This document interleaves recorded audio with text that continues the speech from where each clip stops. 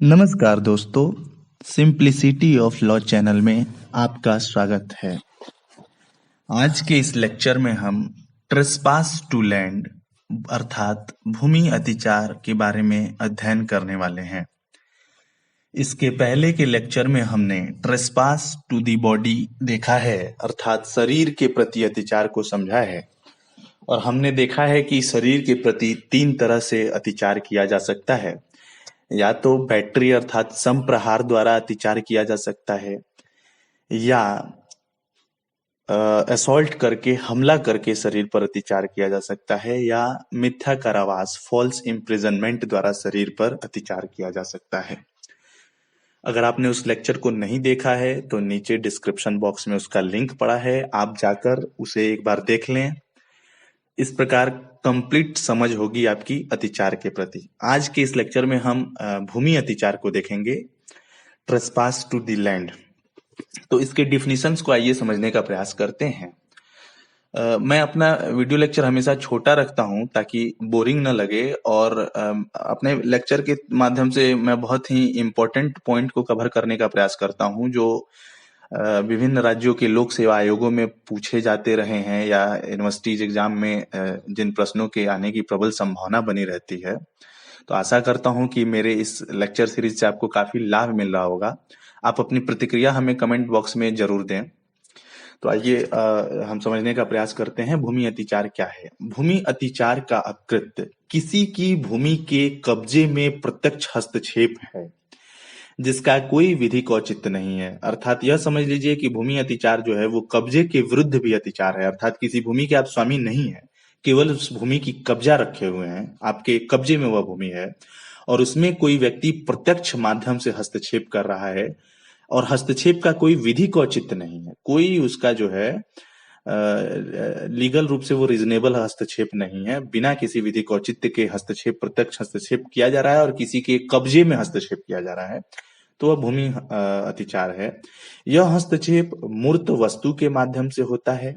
इस प्रकार से भूमि को छूने मात्र से ही भूमि अतिचार का अपकृत्य गठित हो जाएगा। मान लीजिए आप हस्तक्षेप किसी भी तरह से कर रहे हैं, किसी वस्तु के माध्यम से, किसी के भूमि में पत्थर फेंक के, कुछ भी डाल के, तो वो अतिचार ही माना जाएगा। यह मात्र एक अपकृत्य है और अपराध की श्रेणी में नहीं आता है। जैसे मैंने बताया था, शरीर के प्रति जो अतिचार है वह अपराध भी है, अपकृत्य भी है। किसी को आप पनिशमेंट भी दिलवा सकते हैं और किसी से रेमेडी भी ले सकते हैं। अपकृत्य और अपराध होने में मुख्यतः यही अंतर होता है कि अपराध में फिजिकल पनिशमेंट भी दिलवाया जाता है, कारावास 2 वर्ष की, 3 वर्ष की, जिस तरह की ग्रेविटी है अपराध की। अपकृत्य में कंपनसेशन का दावा किया जाता है। अपकृत्य एक प्रकार का सिविल रॉन्ग होता है।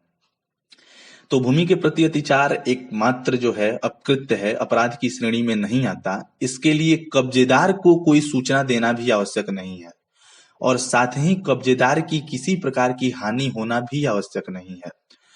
मतलब कब्जेदार के कब्जे में अगर आपने हस्तक्षेप किया और उससे कब्जेदार को कोई वास्तविक हानि नहीं हुई तो भी यह भूमि अतिचार का अपकृत्य जो है वो गठित हो जाता है।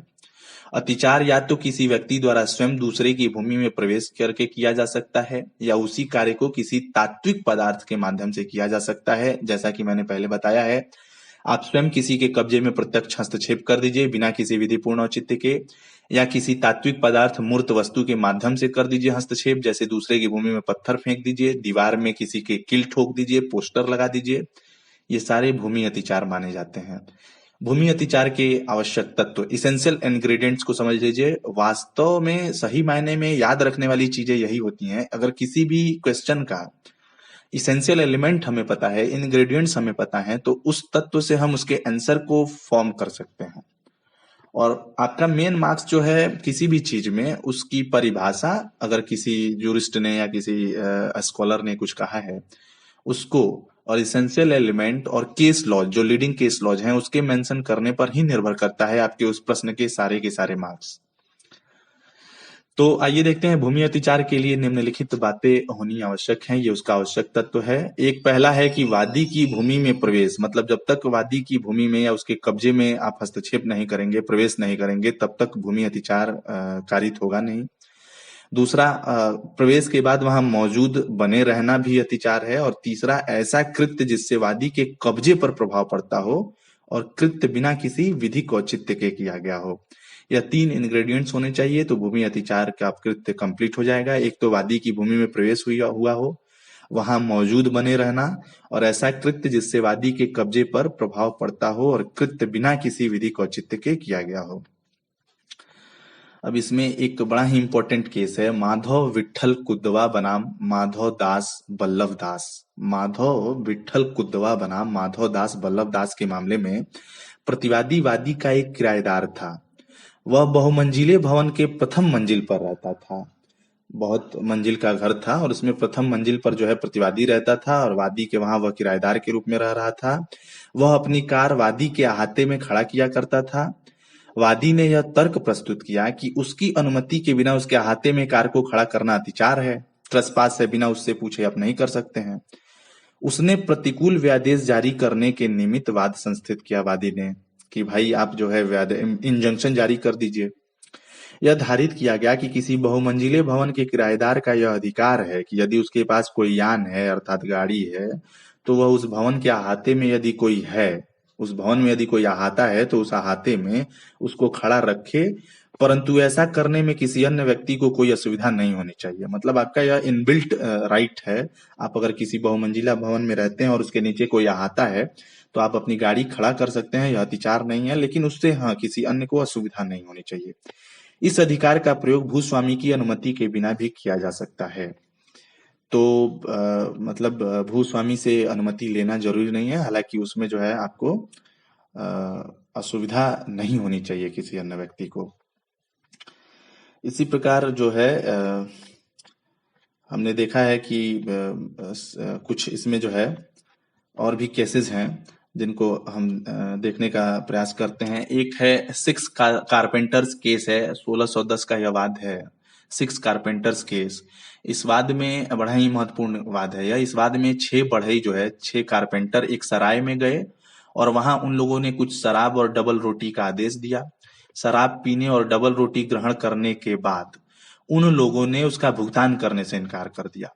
उन लोगों ने अपकरण का कोई भी कार्य नहीं किया और भुगतान का न देना चूंकि मात्र अपकरण था, अतः यह धारित किया गया कि इस मामले में आरंभतः अतिचार का कोई मामला नहीं बना।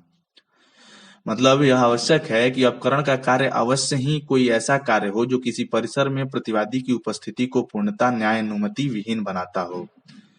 मतलब आप लीगली अगर प्रवेश करते हैं किसी की भूमि में, उसके बाद अगर आप कोई भी वहां पर कोई कार्य मतलब कर रहे हैं तो वह अतिचार नहीं है, अन्य कोई अपराध जरूर हो सकता है।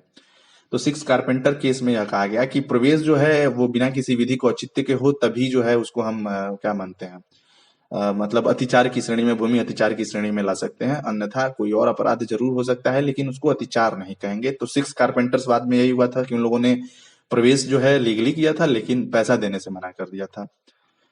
तो आज के इस लेक्चर में जो है हम इतना ही समझते हैं। अगले पार्ट 2 में हम इसका डिफेंस भी समझते हैं कि आप जो है अतिचार के मामले में क्या क्या बचाव ले सकते हैं, क्या प्रतिवाद हो सकता है।